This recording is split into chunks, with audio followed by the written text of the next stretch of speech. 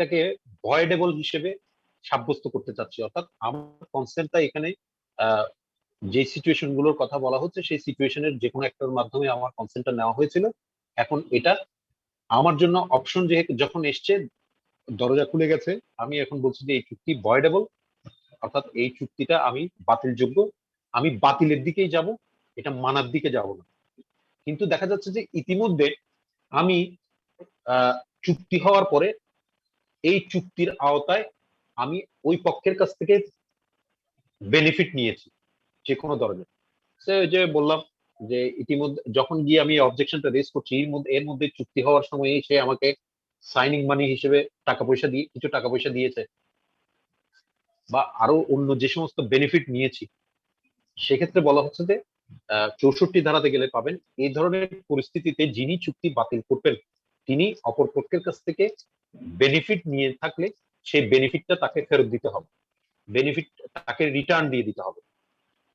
আর তার জন্য বাড়তি অপশন যেটা আছে বা বাড়তি রেমেডি যেটা আছে, প্রতিকার যেটা আছে, সে বাড়তি প্রতিকারটা হচ্ছে 75 ধারাতে, অর্থাৎ তিনি এই চুক্তি আপনি ফ্রড এবং মিসরিপ্রেজেন্ট বা ভয়ভীতির মাধ্যমে আপনি আমার কাছ থেকে আমাকে দিয়ে এই চুক্তিটা করিয়ে নিয়েছেন, চুক্তি তো আমি বাতিল চাই, পাশাপাশি আমি ক্ষতিপূরণও চাই।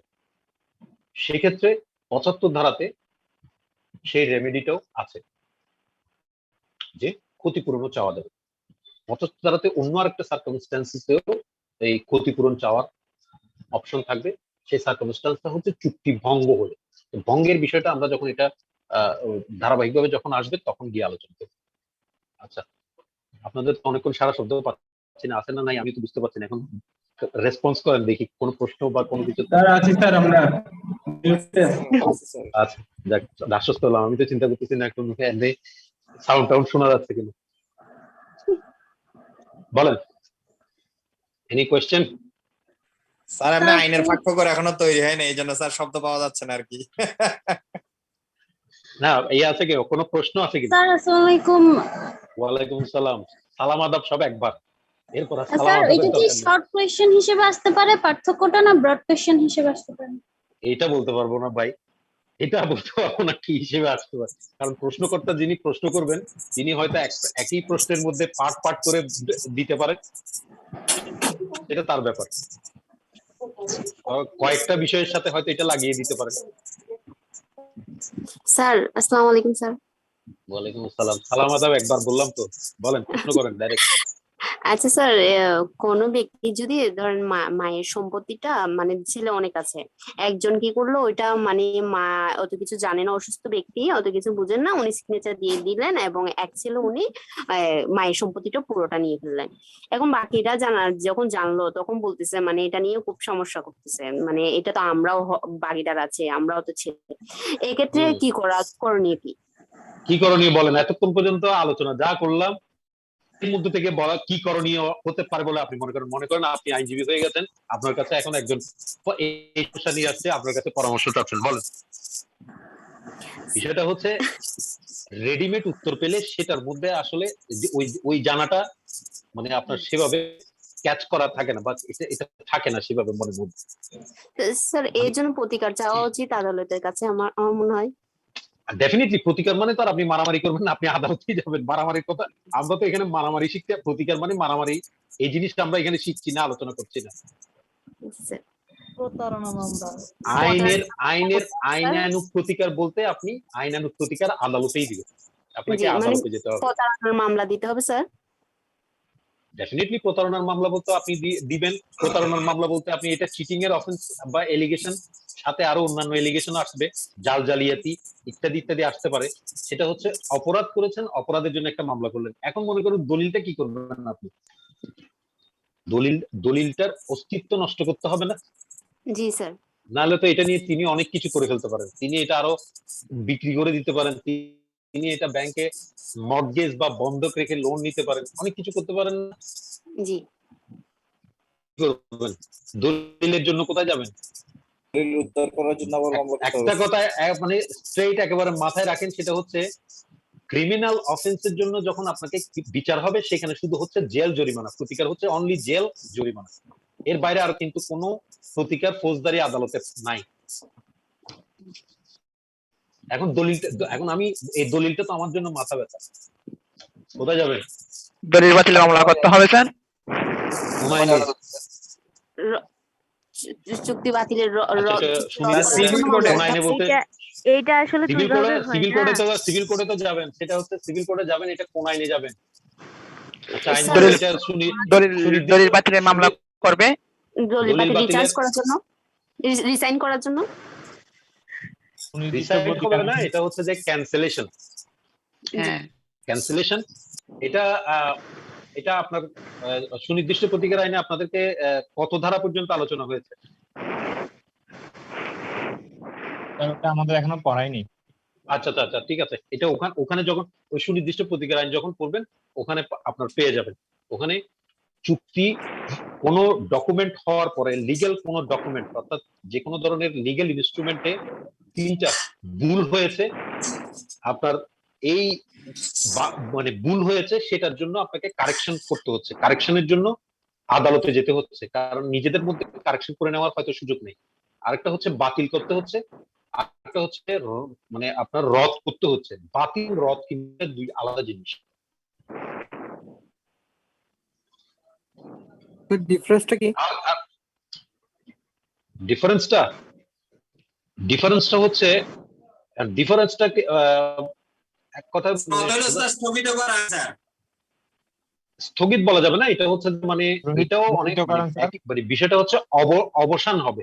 তবে অবসান বলতে এখানে যেটা হচ্ছে যে বিয়ে হয়েছিল, এরপর ডাইভোর্সের মাধ্যমে অবসান। আর আরেকটা হচ্ছে বলা হচ্ছে যে এই বিয়েটাই বৈধ হয়নি। এখানে হয়তো বয়স লুকিয়ে বিয়ে করা হয়েছে, বাল্য বিবাহ নিরোধ আইনে এই বিবাহ বৈধ বিবাহ হয়নি, সেক্ষেত্রে শুরুতে বাতিল। এটা বাতিল। অর্থাৎ যে জিনিসটা শুরু থেকে অবৈধ, এটার ক্ষেত্রে রেমেডি হচ্ছে সরাসরি বাতিল। আর যে শুরুতে বৈধ ছিল, পরবর্তীতে গিয়ে এটা অবৈধ হিসেবে সাব্যস্ত হচ্ছে। এটাকে বলে রোহিত করা। Thank you sir. আর কোনো প্রশ্ন? চুক্তিও কবলা বাতিলের মানে এটা প্রতিকার আইনটা তো বলা হয় নাই। প্রতিকার এটা সুনির্দিষ্ট প্রতিকার আইন। আপনাদের বদরুল হুদা স্যার, আপনাদের ভাইস প্রিন্সিপাল স্যারের সাথে যখন আপনাদের যে ক্লাসটা ইকুইটি ট্রাস্ট সুনির্দিষ্ট প্রতিকার, ওই সাবজেক্টের মধ্যে স্যার সেটা তো ঠিক আছে, তারপরে একটু ধারণা দিতে। সাবজেক্ট সব আমি আলোচনা করে ফেললে হবে না না, সেটা না, যখন প্রশ্নটা উঠছে যদি একটু ইঙ্গিত দেন হয়তো তখন বোঝালে স্যার, তখন সেটা আরো ভালো করে বোঝা যাবে এটা আর কি। সেটাই তো বলছিলাম, আপনার সুনির্দিষ্ট প্রতিকার আইনে আপনারা যখন পড়বেন, আপনারা এই সুনির্দিষ্ট প্রতিকার আইনে সেটা ঠিক আছে, বাট আপনি যদি আইনটা মানে কোন আইনটা যদি একটু ইঙ্গিত দেন বা আইনটা যদি একটু শিরোনামটা বলেন, তাহলে স্যার বিশ্বাসে বলার সময় সেটা আমাদেরকে আয়ত্ত করতে আরো সুবিধা হলো। শিরোনাম বলতে দেখেন এখানে এই যেটা বলছিলাম চ্যাপ্টার 3 31 ধারা থেকে ক্যান্সেলেশন, সরি রেকটিফিকেশন অর্থাৎ সংশোধন, ভুল হয়েছে সংশোধন, রেসিশন রদ, আর থার্ডটা হচ্ছে ক্যান্সেলেশন বাতিল। জি স্যার, ধন্যবাদ। ঠিক আছে, হ্যাঁ। সুনির্দিষ্ট প্রতিকার আইনের বই নিয়ে পড়া শুরু করে দেন। আচ্ছা আচ্ছা, প্রশ্ন আপনাদের যদি আপনারা চিন্তা করতে থাকেন, আমি প্রশ্ন লাস্ট এই কনসেন্টের প্রেক্ষাপটে যে বিষয়টা আছে সেটা আলোচনা করে আজকে শেষ করে দিই। সেটা হচ্ছে 5টা সিচুয়েশন পেয়েছিলাম আমরা, মনে আছে কিনা? কোয়েশ্চেন বা ভয়ভীতি প্রদর্শনের মাধ্যমে যদি সম্মতি আদায় করা হয়ে থাকে, আনডিউ ইনফ্লুয়েন্সের মাধ্যমে যদি সম্মতি আদায় করা হয়ে থাকে, আজকে যে দুটো পেলাম ফ্রড, মিসরিপ্রেজেন্টেশন, 4টা। লাস্ট যেটা ছিল আমাদের সেটা হচ্ছে মিস্টেক, ভুল, মিস্টেক বা ভুল। আচ্ছা, ভুল তো এখানে মোটামুটি যেটা মানে টাইটেল থেকে যেটা দেখা যাচ্ছে, দোষণীয় কিছু নাই বোধহয়। আচ্ছা, কারণ ভুলের মধ্যে দোষের কিছু নাই, ভুল করে মানুষ মেরে ফেললেও দোষের কিছু নাই। আমরা আলোচনা করছি ফ্রি কনসেন্ট নিয়ে, তাই না?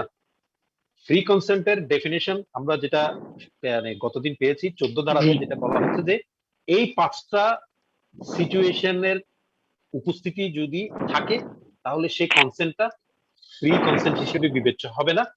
অর্থাৎ এই 5টা সার্কামস্টেন্স ছাড়া বা এই 5টা সার্কামস্টেন্সের উপস্থিতি ছিল বা এর মধ্যে কোনো একটা উপস্থিতি ছিল, এ ধরনের কোনো অভিযোগ নাই। তার মানে উভয় পক্ষ তাদের যে কনসেন্টটা দিয়েছেন, এই চুক্তি করার ব্যাপারে যে সম্মতিটা দিয়েছেন, সেটা ফ্রি কনসেন্ট হিসেবে বিবেচ্য হচ্ছে। আচ্ছা, এই 14 ধারার আগে 13 ধারাতে একটা ছোট্ট করে দেখবেন কনসেন্টের একটা ডেফিনিশন দেওয়া আছে, সম্মতি।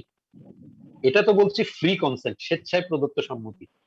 আচ্ছা, কনসেন্টের যে ডেফিনিশনটা বলা হচ্ছে, সেটাতে বলা হচ্ছে এভাবে যে two are same to consent, 2 বা ততোধিক ব্যক্তি।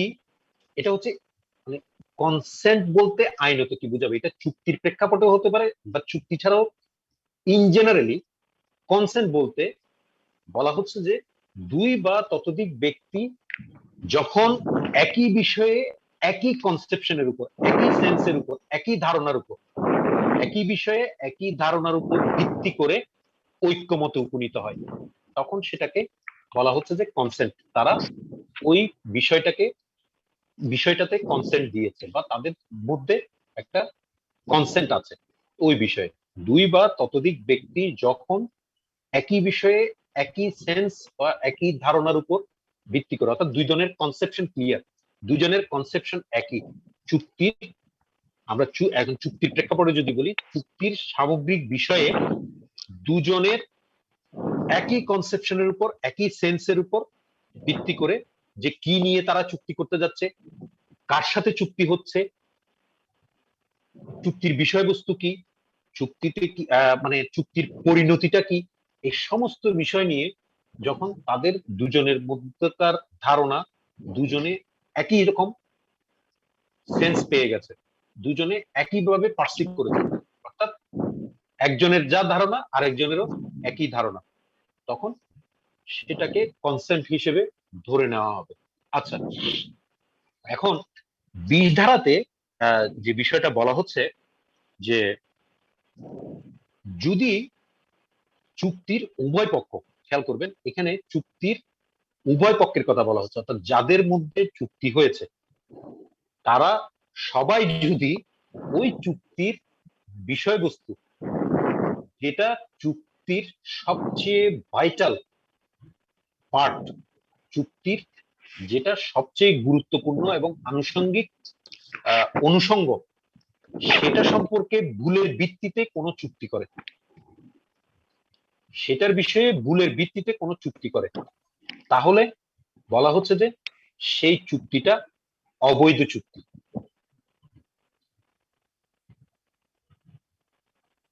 যে কথাটা বলছিলাম যে আমার মনে করেন আমার কাছে আমাদের দুইজনের মধ্যে একটা চুক্তি হচ্ছে, দুই পক্ষের মধ্যে একটা চুক্তি হচ্ছে, আমি কি বলতে চুক্তি করছি, আমি আমার কাছে কিছু মালামাল আছে, সেগুলো আমি বিক্রি করব, আর যার সাথে চুক্তি হচ্ছে তিনি এই জিনিসগুলো আমার কাছ থেকে কিনবেন। তো আমাদের মানে আমার জানা মতে আমার জিনিসগুলো যেগুলো আমি বিক্রি করার চুক্তি করছি, সেই জিনিসগুলো হয়তো কোনো এক জায়গায় এগুলো আছে এবং এগুলো খুব হয়তো ভালো কন্ডিশনে আছে, এবং এটার উপর ভিত্তি করেই এই সেন্সের উপর ভিত্তি করেই আমি চুক্তিটা করছি। আর যিনি আমার সাথে চুক্তি করছেন, তিনিও এই জিনিসগুলো আমার সাথে কেনার জন্য যখন চুক্তি করছেন, তিনিও ধরে নেওয়ার মানে এই কনসেপশনের উপর চুক্তিটা করছেন যে জিনিসগুলো ভালো আছে, ভালো কন্ডিশনে আছে, বা জিনিসগুলো আমি যেভাবে চাচ্ছি সেভাবে সেই কন্ডিশনে পাবো। এখন পরবর্তীতে চুক্তি হওয়ার পরে গিয়ে দেখা গেল যে আমাদের এই যে দুজনেরই যে সেন্সটা বা যেই বিষয়টাকে কেন্দ্র করে আমরা এই চুক্তিটা করছি, যে মালামালগুলো বেচা কেনার জন্য আমরা এই চুক্তিটা করছি, মেবি হয়তো সেই মালামালগুলো নষ্ট হয়ে গেছে, সেই মালামালগুলো হয়তো চুরি হয়ে গেছে, আমি জানি না, বা সেগুলো হয়তো মানে যে কোনো ভাবে মোটামুটি এগুলো এখন আর বিক্রির যোগ্য অবস্থায় নাই। কিন্তু এই বিষয়টা চুক্তি করার সময় আমার জানা ছিল না, আমার নলেজের মধ্যে ছিল না। অপরপক্ষ যিনি আছেন তার নলেজেও মানে তারও জানার হয়তো কোনো সুযোগ ছিল না, কিন্তু দুই পক্ষ এটাকে মানে সেম সেন্সের উপর ভিত্তি করে চুক্তি করছি। কিন্তু চুক্তি হওয়ার পর দেখা যাচ্ছে যে এই আমাদের এই যে সেন্সটা সেটা মানে ভুল প্রমাণিত হচ্ছে। অর্থাৎ বিষয়টা হচ্ছে এরকম, চুক্তির প্রেক্ষাপটে তথ্যগত কোনো বিষয় নিয়ে যদি কোনো ভুল ভ্রান্তি হয়ে থাকে, চুক্তির প্রেক্ষাপটে চুক্তি সংক্রান্ত বিষয়ে যে মানে চুক্তিতে যে সমস্ত তথ্য উপাত্ত থাকবে এগুলোর কোনো একটাকে কেন্দ্র করে যদি দুই পক্ষই ভুল পথে পরিচালিত হয়, সেক্ষেত্রে বলা হচ্ছে যে এই চুক্তি যেটা হয়েছে সেটা মানে দুপক্ষই এখানে মিস্টেকের মাধ্যমে তাদের কনসেন্টটা দিয়েছেন। এই মিস্টেকের উপর তারা দুপক্ষই যেহেতু এখানে ভুল দ্বারা পরিচালিত হয়েছেন, সেক্ষেত্রে বলা হচ্ছে যে এই চুক্তিটা সরাসরি ভয়েড, শুরু থেকে অবৈধ, ভয়েড। আচ্ছা, এখানে একটা কথা আছে, এই 20 ধারাতে আপনার যেটা একেবারে শেষের দিকে দেখবেন পাবেন, ছোট্ট করে একটা এক্সপ্লেনেশন দেওয়া আছে। সেখানে এরকম বলা হচ্ছে যে হ্যাঁ ঠিক আছে, চুক্তি করার ব্যাপারে যে বিষয়টা মানে যে বিষয়কে কেন্দ্র করে চুক্তি করা হচ্ছে সেই বিষয়টার সম্পর্কে যদি উভয় পক্ষই ভুল পথে পরিচালিত হয় তাহলে সেটা মিস্টেক হিসেবে বিবেচ্য হবে। কিন্তু দেখেন, চুক্তি করার সময় আমি চিন্তা করছি যে আগে মানে আজকে চুক্তিটা করলাম, সে মনে করেন আমার এই সম্পত্তি, পৈতৃক সম্পত্তি আমি বিক্রি করার জন্য চুক্তি করছি, বা আমার এই একটা সম্পত্তি আছে সেই সম্পত্তিটা বিক্রি করার জন্য আমি চুক্তি করব। এখন চুক্তি করার সময় আপনার সাথে যখন চুক্তি হচ্ছে, আমার দরদাম সাব্যস্ত করে আমরা সম্পত্তির একটা মূল্য নির্ধারণ করে এরপরে আমরা গিয়ে চুক্তিটা করছি। এখন কালকে গিয়ে আমি বললাম বা দেখলাম, চিন্তা করলাম যে আরেক জায়গা থেকে মনে হয় একটু ভালো অফার ছিল, বা আরেকটু অপেক্ষা করলে বোধ হয়তো ভালো দাম পেতাম, বাড়তি দাম পেতাম, এখন কি করা যায়? এখন গিয়ে বললাম যে ভাই, আমি তো আসলে একটা ভুল করে ফেলেছি, সম্পত্তির দাম যে এত কম হবে সেটা আমার জানা ছিল না, এটা আমি ভুল করে, আমার সম্পত্তির দাম আরো বেশি, আমি আরো এটা, এখন আপনি যদি নিতে হয় আপনার আমার এত দামে নিতে হবে, আর না হলে আমি এটা বিক্রি করব না, আমি এটা ভুল করে এই দামটা আমি এগ্রি করেছি। বলা হচ্ছে যে এই মূল্যের ব্যাপারে এই মিস্টেকের অজুহাত খাটবে না। চিন্তা করে দেখেন ব্রিটিশরা কত দূরদর্শী। আমাদের দেশে যেটা এখন অহরহ হচ্ছে, আজকে চুক্তি করে কালকে গিয়ে বলছে ভাই এটা ভুল হয়েছে, ওইটা ভুল হয়েছে, বা মানে যেটা একেবারে সচরাচর যে ওই যে মানে বিয়ে শাদীর বেলায়ও যেটা হয়, যে আমাদের সামনে বছর যেটা বলে বউনি দেওয়া, যে দেখা যাচ্ছে সম্পত্তি বেচা কেনার বেলায়ও এই জিনিসটা একেবারে কমন, যে আজকে চুক্তি করার পর দেখা যাচ্ছে কালকে আরেকজন এসে বলছে ভাই আপনি দাম বাড়াই দিব, আমারে দিয়ে দেন। স্বাভাবিক লোভে পড়ে গেছি, লোভে পড়ে গিয়ে এখন বিভিন্ন রকম অজুহাত কিভাবে তা তৈরি করা যায়, তো যে এখান থেকে এই চুক্তিটা থেকে বের হয়ে এখন যিনি বেশি দাম দিচ্ছেন তার সাথে চুক্তি করার জন্য, তো তারা এখন চিন্তা করে দেখলাম যে যদি এরকম একটা অজুহাত দাঁড় করানো যায় যে ভাই দাম তো আসলে আমি কম বলে ফেলেছি আপনাকে ভুল করে, এটা আসলে দাম আরো বেশি, এটা আমার আরো বেশি দামের অফার আছে, বেশি দামের অফার, সুতরাং এখন আপনি যদি ওই বেশি দামের অফারটা যদি আপনি মেনে নেন তাহলে আপনাকে দিয়ে দিব, অসুবিধা নেই, আদারওয়াইজ এটা আমার ভুল হয়ে গেছে, আমি আসলে এটা এত এই দামে আপনাকে দিতে পারবো না, এটা আমি ভুল করে ফেলেছি। ব্রিটিশরা এই 1872 সালে আইন করার সময় এই রাস্তা বন্ধ করে দিয়ে গেছে, বলছে যে কোন মূল্যের বিষয়ে যে চুক্তিতে কোনো মূল্যের বিষয় জড়িত থাকবে, সেই মূল্যের বিষয়ে কোনো ভুল হয়েছে এই অজুহাত দাঁড় করানো যাবে না। 2 নম্বর যেটা 21 ধারাতে যেটা বলা হচ্ছে ছোট ছোট বিষয়, সেটা হচ্ছে যে কথাটা বলছিলাম একটু আগে, যে চুক্তি সংক্রান্ত বিষয়ে এই আনুষঙ্গিক তথ্য উপাত্তকে কেন্দ্র করে যদি ভুলের অজুহাত তৈরি হয় তাহলে সেটা এই অজুহাতটা গ্রহণযোগ্য হবে, অর্থাৎ এই ভুলের উপর ভিত্তি করে কনসেন্ট উভয় পক্ষ কনসেন্ট দিয়েছেন বলে ধরে নেওয়া। কিন্তু বিষয়টা যদি এরকম হয় যে আইন সম্পর্কে ভুল করে এই চুক্তিটা করে ফেলেছি, অর্থাৎ চুক্তির সাথে সম্পর্কিত বা চুক্তির যে বিষয়বস্তু, সেই বিষয়বস্তুর সাথে সম্পর্কিত কোনো আইন, সংশ্লিষ্ট কোনো আইন, সে আইনের ব্যাপারে জানা নাই, এবং জানা নাই বলে এখন বলা হচ্ছে যে এই আইনের ব্যাপারে আনুষঙ্গিক এই যে আইন, এই আইনের বিষয়ে যদি ক্লিয়ার কনসেপ্ট থাকতো তাহলে এই চুক্তিটা করা হইতো না বা এই চুক্তি হতো না। ঠিক আছে, তো এখন মনে করেন মার্ডার করার পরে যদি এরকম অজুহাত দাঁড় করানো যায় যে মার্ডার করলে যদি ফাঁসি হবে, এটা যদি জানতাম তাহলে মার্ডার করতাম, বেঁচে যাওয়া যাবে নাকি? ফাঁসি থেকে বেঁচে যাওয়া যাবে না? না স্যার, সুযোগ নেই। কেন সুযোগ নাই? কেন? আমি তো আইন সম্পর্কে জানি না ভাই, আমি তো আইনজ্ঞ না। মার্ডার করতে যাওয়ার সময় কি আমি আর কোনটা কালপেবল হোমিসাইড আর কোনটা মার্ডার, কোন মেন্স দিয়ে থাকলে কি হবে, না থাকলে কি হবে, এরকম এত বিচার বিশ্লেষণ গবেষণা করে কি আমার যাওয়ার সুযোগ ছিল? মানে যিনি মার্ডার করতে গেছেন তিনি তো আর আইনজীবী হবেন বা আইনজ্ঞ হবেন এমন তো কোনো কথা নেই। স্যার বিষয়টা আদালত হচ্ছে একটা বিষয় ধরে নেই যে এটা সেটা হলো আদালতের বিষয় ধরে নেওয়ার না, আদালতের বিষয় ধরে নেওয়ার না, এটা হচ্ছে এই যে ম্যাক্সিমস, কিছু আইনের কিছু স্বতঃসিদ্ধ প্রতিষ্ঠিত নীতি হচ্ছে যে একটা আইন হওয়ার পরে আইনটা কার্যকর হওয়ার যে পদ্ধতি আছে, সেই কার্যকর হওয়ার পদ্ধতি অনুসরণ করে যখন এটা কার্যকর হবে, যেমন আমাদের বাংলাদেশের প্রেক্ষাপটে যদি হয়, সেটা হচ্ছে যে সংসদ আইন করার পরে এটা মহামান্য রাষ্ট্রপতি অনুমোদন দিয়ে দেওয়ার পর এটা গ্যাজেট বিজ্ঞপ্তি আকারে যেদিন প্রকাশ করা হবে, ধরে নেওয়া হবে যে ওই দিন এটা সর্বসাধারণের অবগতিতে চলে গেছে। এবার কেউ যদি বলে যে না আমি আইন সম্পর্কে জানি না বা এই আইন সম্পর্কে জানতাম না, তাহলে জানা থাকলে এটা করতাম না, এই অজুহাত দাঁড় করানো যাবে না। ঠিক আছে, স্যার তো আইন ঠিক চাই এই স্যার বিষয়ে প্রমাণ।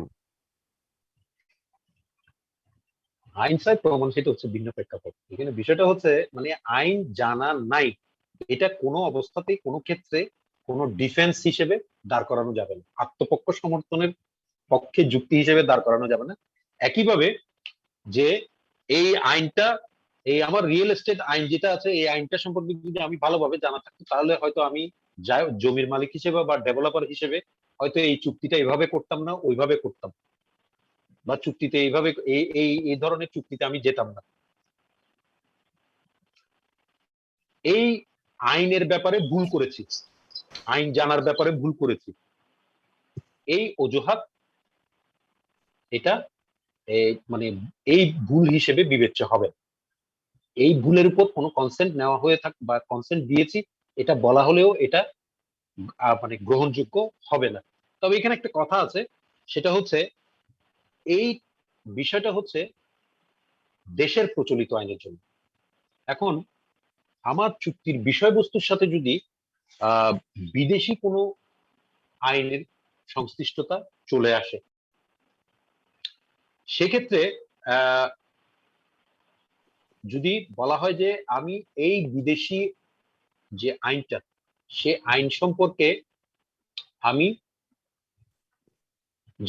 জানতাম না বা আমার জানা ছিল না, তো এক্ষেত্রে বলা হচ্ছে যে এ ধরনের বিদেশি আইন সম্পর্কে না জানাটা এবং না জেনে যদি বলা হচ্ছে যে এটা ভুল করে কনসেন্টটা দেওয়া হয়েছে, সেক্ষেত্রে বলা হচ্ছে যে এই ভুল এটা তথ্যগত ভুল হিসেবে বিবেচ্য হবে।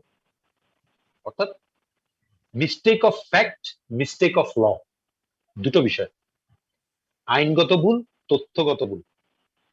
তথ্যগত বিষয় নিয়ে যদি ভুল হয়, সেই ভুলের একটা হয়তো রেমেডি পাওয়া যাবে বা প্রতিকার সুযোগ থাকবে, কিন্তু আইনের বিষয়ে ভুল হলে সেই ভুলের হয়তো কোনো প্রতিকার থাকবে না, বা আইনের ব্যাপারে ভুল করা হয়েছে বললে সেই ভুলের উপর সেটা ভুল হিসেবেই বিবেচ্য হবে বা সেটাকে সেটার জন্য কোনো প্রতিকারের ব্যবস্থা নাই।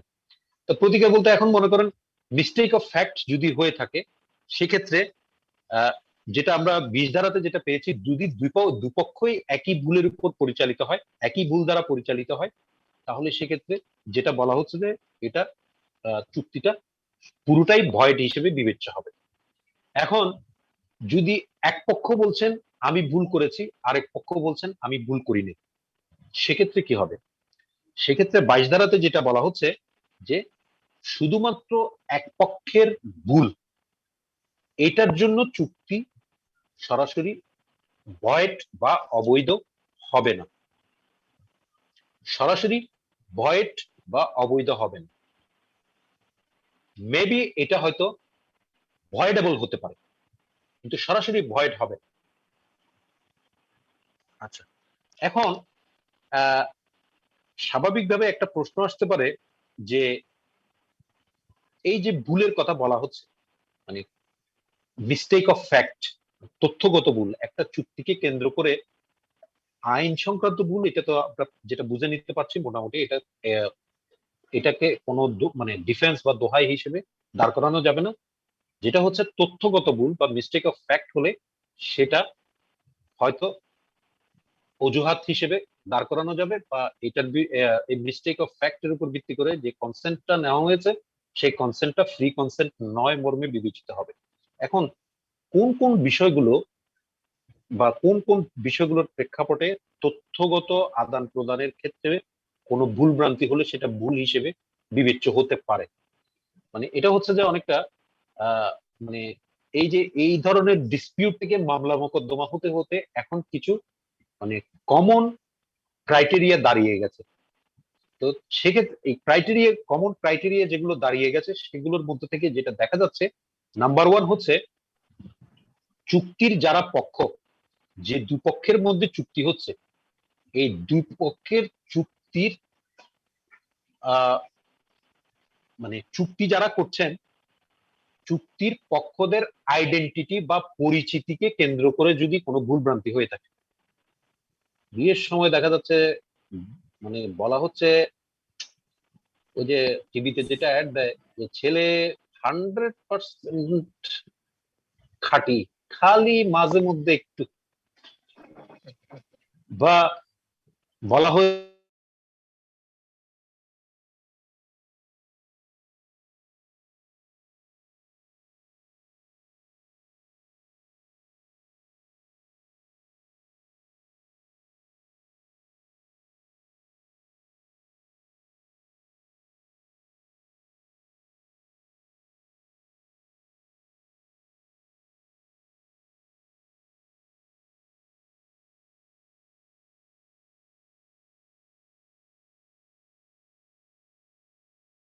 হচ্ছে যেটা, সেটা হচ্ছে যে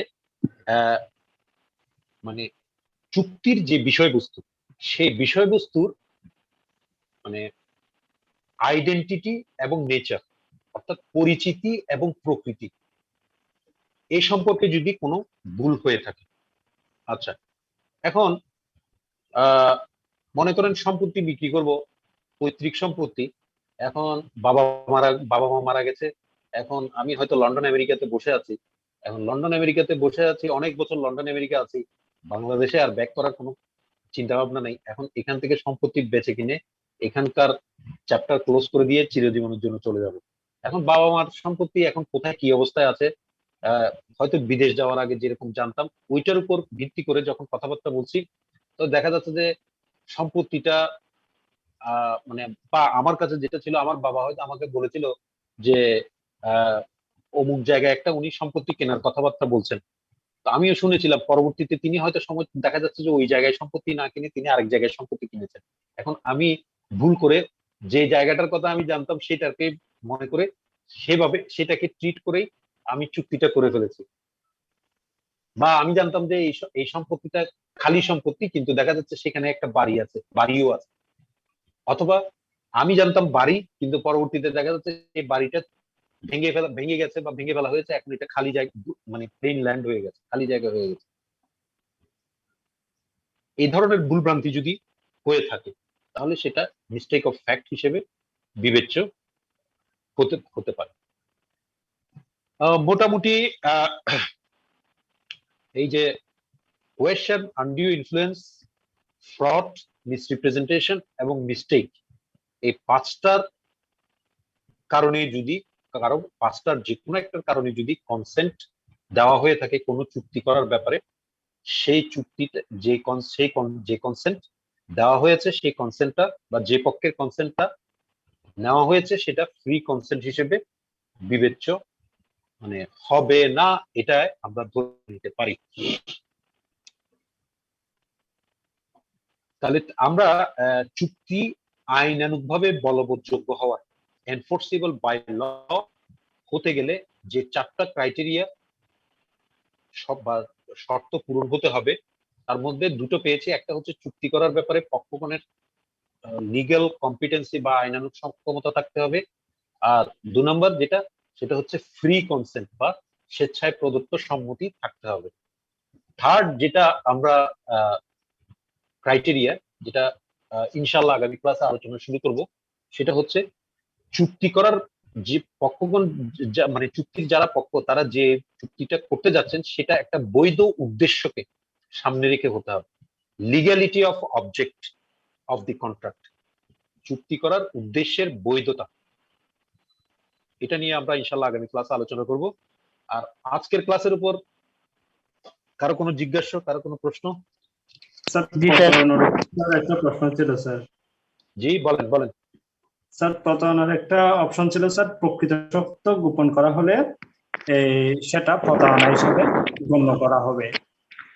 তো সেক্ষেত্রে স্যার দেখা যায় কি অনেক ক্ষেত্রে দেখা যাচ্ছে একটা মেয়ে দেখতে গেল, তো মেয়ে দেখানোর সময় স্যার পার্লার থেকে একদম মেকআপ টেকআপ করা এনেছে আর কি দেখাইছে। কিন্তু আমাদের এখানে তো স্যার স্বাভাবিক একটা সিস্টেম হচ্ছে স্যার, বিয়ের সময়ও মেয়ে মেকআপ করা থাকে এবং কাজী মেয়ের কাছে গিয়ে কবুল নিয়ে নেয়। আপনি যে উদাহরণটা দিলেন এটা কোনো উদাহরণই না, আর ওইটা ওইভাবে বলেন না, মেয়ে বলেন ছেলে বলেন দুইটাই বলেন। দেখা যাচ্ছে বিয়ের আগে আরেকজনের সাথে সম্পর্ক ছিল, এটা গোপন করে গেছে। জি স্যার, এখন এগুলার ক্ষেত্রে কি স্যার বিয়েটা বাতিল হয়ে যাবে স্যার? জি, বিয়ের বাতিল হয়ে যাবে শেষে জানলে? এখন প্রশ্ন যেটা করলেন জি সেই স্যার। প্রশ্নের উত্তর দিতে গেলে আমাকে বিচারক হইতে হবে, আপনাকে মামলা করতে হবে, আমাকে বিচারক হইতে হবে। বিষয়টা হচ্ছে স্যার বাতিল, খেয়াল করবেন সবসময়, বাতিল হবে কি হবে না সিদ্ধান্ত দেওয়ার এখতিয়ার হচ্ছে আদালত, বাট চাওয়ার সুযোগ আছে কি নাই আপনি এই প্রশ্নটা করতে পারেন। হ্যাঁ, সুযোগ চাওয়ার সুযোগ আছে কি নাই সেটা প্রশ্নটা যদি এভাবে করেন, এখন মানে যেই ইয়েটা আপনি বললেন যে মানে গায়ের রঙের উপর, ওইটার উপর বোধহয় বিয়ে বাতিল হওয়ার কোনো চান্স থাকবে বলে মনে হয় না। সেক্ষেত্রে স্যার একটা প্রশ্ন ছিল। ওরকম হলে আপনার ওগুলা স্যার ভয়েডেবল হবে? জি, প্রতারণার ক্ষেত্রে স্যার কোনো কারণে যদি চুক্তি বাতিলযোগ্য হয় সেটা কি স্যার ভয়েডেবল হবে? আপনি যদি মেনে নিয়ে সংসার চালায় যান তাহলে আমি আর মানে অর্থাৎ বাতিল করার সুযোগ আছে, বাতিল করলাম না, আমি মেনে নিচ্ছি, ভয় দেব, অর্থাৎ বাতিলযোগ্য, চাইলে বাতিল করা যাবে, না চাইলে মেনে নেওয়া যাবে। স্যার একটা প্রশ্ন ছিল।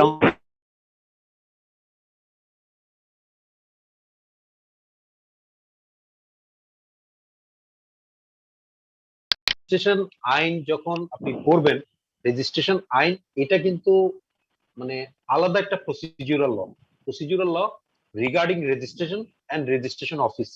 রেজিস্ট্রেশন অফিসে দলিল রেজিস্ট্রেশন সংক্রান্ত একটা পদ্ধতিগত আইন রেজিস্ট্রেশন। আচ্ছা, এখন আমি সাপোজ মনে করেন আপনার উদাহরণ থেকেই আমি মানে আপনার লেমেন হিসেবে চিন্তা করেন, একেবারে আইনজ্ঞ কথা বাদ দেন।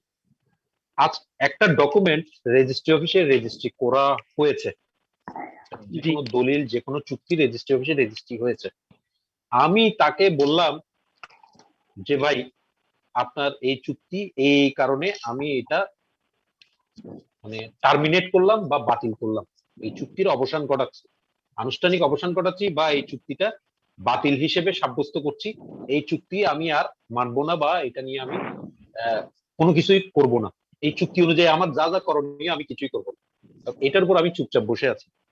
এখন কালকে গিয়ে মনে করেন সাপোজ আপনি একই বিষয় নিয়ে যখন অন্য কারো কাছে ডিল করতে যাবেন, মানে আগের স্বামী বা আগের স্ত্রী, আগের বিয়ে থাকা অবস্থায় এখন যদি আপনি নতুন আরেকবার বিয়ে করতে যান, তখন যদি বলেন যে না আমি আগের সম্পর্ক থেকে মুক্ত হয়ে আসছি, তো কিভাবে মুক্ত হয়ে আসছেন? এখন কাজী অফিসে গিয়ে দেখা যাচ্ছে যে আপনার আগের বিয়ের কাবিননামা পাওয়া যাচ্ছে। তো আপনি যে বিয়ে মানে সম্পর্ক শেষ করে আসছেন, সেটার কি লিগ্যাল ফর্মালিটিসটা আপনি কমপ্লিট করছেন কিনা? লিগ্যাল ফর্মালিটিস বলতে না আমি বিয়েটা স্যার যখন ওনাকে তো আপনি আমি তো ওনাকে শেষ করলেন, 15 দিন আপনি আমার কথাটা শেষ করেন। আপনি আচ্ছা। তারে ডিভোর্স দেওয়ার জন্য তারে নোটিশ দিলেন, নোটিশ দিয়ে চুপচাপ বসে থাকলেন, ঠিক আছে? এখন বিবাহ যেমন রেজিস্ট্রেশন করার বিধান আছে, তালাকও রেজিস্ট্রেশন করার বিধান আছে আইনে। তো এখন আমি যে তাকে তালাক দিছি, এইটা যদি আমি ওখানে রেকর্ড না করি, তাহলে ওই বিয়ের অস্তিত্বটা যে আইনানুগভাবে নষ্ট হয়ে গেছে বা শেষ হয়ে গেছে, এটা কি দিয়ে প্রমাণ করব আমি? বুঝাতে পারলাম জিনিসটা? অর্থাৎ রেজিস্টার্ড যে কোনো ডকুমেন্ট, যে ডকুমেন্টটা রেজিস্ট্রি অফিসে রেজিস্ট্রি হয়েছে, এটা আপনি বাইরে হাজারো নোটিশ দিলেন, হ্যাঁ নোটিশ হয়তো আপনাকে দিতে হবে, এটা মানে প্রিকন্ডিশন হিসেবে বা ফর্মালিটিস হিসেবে আপনি দিলেন, কিন্তু এরপরেও তো আপনার আনুষঙ্গিক আরো কিছু করণীয় থাকতে পারে। হ্যাঁ এই ধরনের ক্ষেত্রে রেজিস্টার্ড ডকুমেন্টের ক্ষেত্রে আপনি হয়তো দেখা যাবে ইন জেনারেলি যেটা আদালতের দ্বারস্থ হয়ে আপনাকে আদালত থেকে ডিক্রি নিতে হবে। ওই যে সুনির্দিষ্ট প্রতিকার আইনে আপনাকে দেখালাম ক্যান্সেলেশন, এই ক্যান্সেলেশন আপনাকে দিবে কে? আদালত।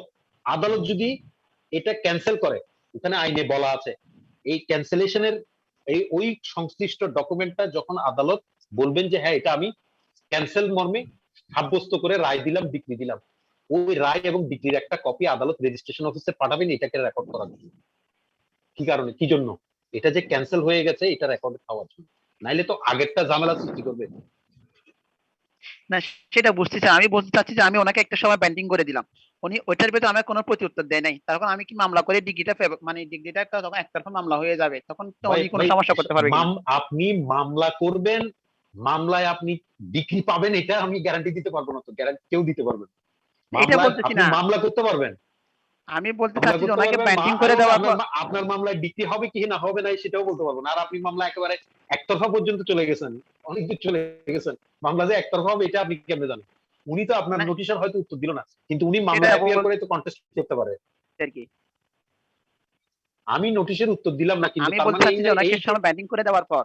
হ্যাঁ জি ঠিক হ্যাঁ আছে, আপনি সময় ব্যান্ডিং বাইন্ডিং করে দিয়েছেন, আমি আদালতের বাইরে আপনার নোটিশ, আপনার সাথে কথা বলি নাই আর কি। আপনার নোটিশের উত্তর দেওয়া মানে আপনার সাথে কথা বলা, তো আমি আদালতের বাইরে বলি নাই, কিন্তু হ্যাঁ তার মানে এই না যে আমি আদালতে গিয়ে কথা বলতে পারবো।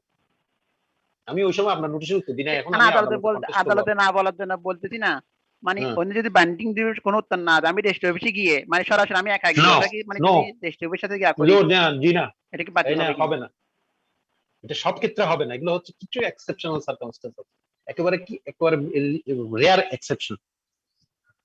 ইন জেনারেলি হচ্ছে আপনাকে আদালতের ডিগ্রি লাগবে।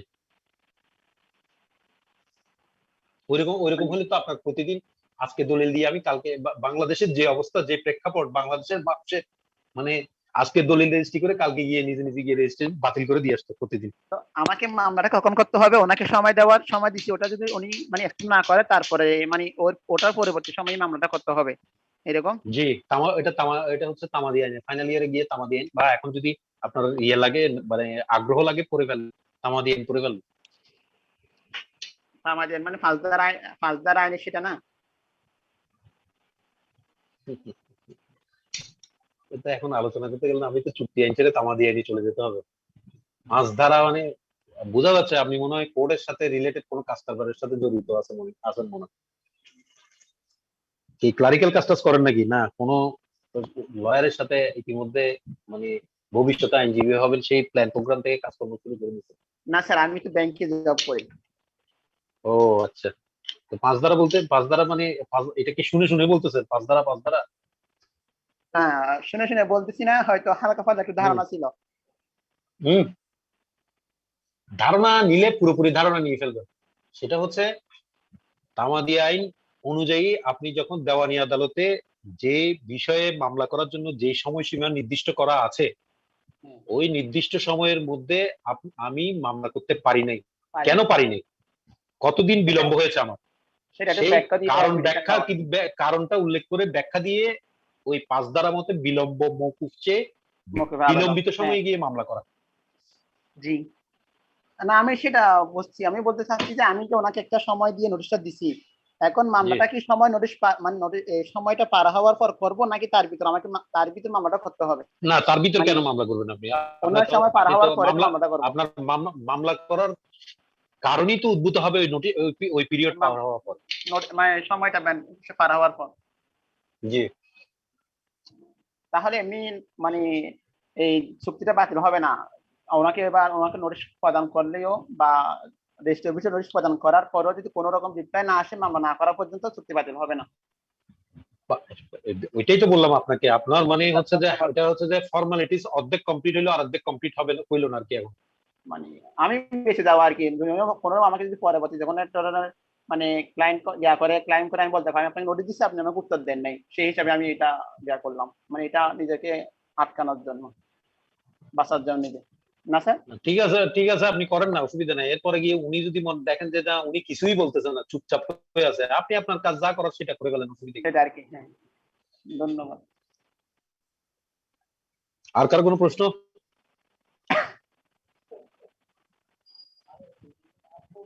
প্রশ্ন নাই মনে হয়, তাহলে শেষ করে দিচ্ছি আজকের মতো। ওকে স্যার, আসসালামু আলাইকুম। ওয়ালাইকুম আসসালাম। ওকে স্যার, সবাই ভালো আসসালামু আলাইকুম। ভালো থাকবেন। আসসালামু আলাইকুম। ওয়ালাইকুম আসসালাম। ভালো, সবাই সুস্থ থাকেন। সবাইকে শুভরাত্রি। ওয়ালাইকুম আসসালাম। আসসালামু আলাইকুম। ওয়ালাইকুম আসসালাম। আসসালামু আলাইকুম। শেষ করে